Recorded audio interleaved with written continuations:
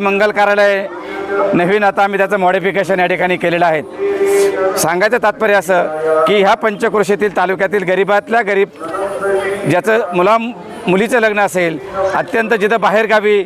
60 ते 70 हजार रुपये घेतले जातात,